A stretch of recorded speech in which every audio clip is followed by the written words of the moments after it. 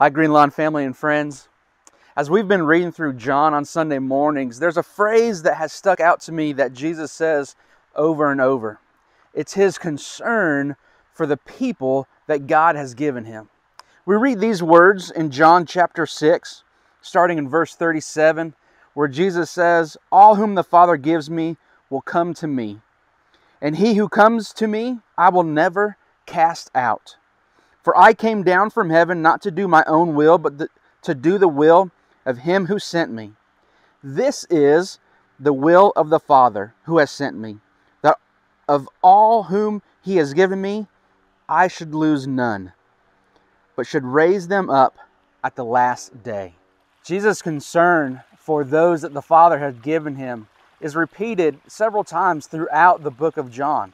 We read this same statement in John chapter 17 and really in verse 12 during Jesus' priestly prayer. And He comes back to it again in chapter 18 and really verse 9 as He's being arrested and He protects those that God has given Him by giving Himself up.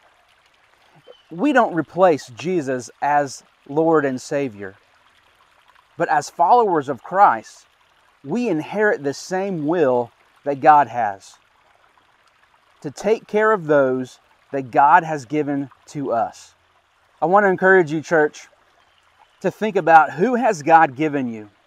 Who has God blessed your life with, but also given you the responsibility of taking care of and protecting and looking after the spiritual needs of those individuals? These are neighbors. These are family members. These are people you work with. These are people you see at the places you go around town. These are kids' sports teams and the parents and the children on those teams. Think about your circle of influence. Who has God given you, and how are you taking care of them? Jesus was so concerned for the individuals that God had given Him that He laid down His life as a sacrifice so that they could have a relationship with God.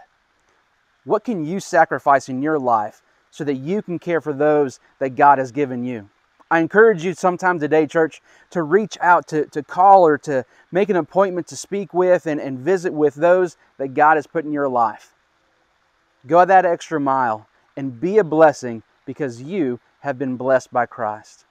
I pray you have a great day and an even better week.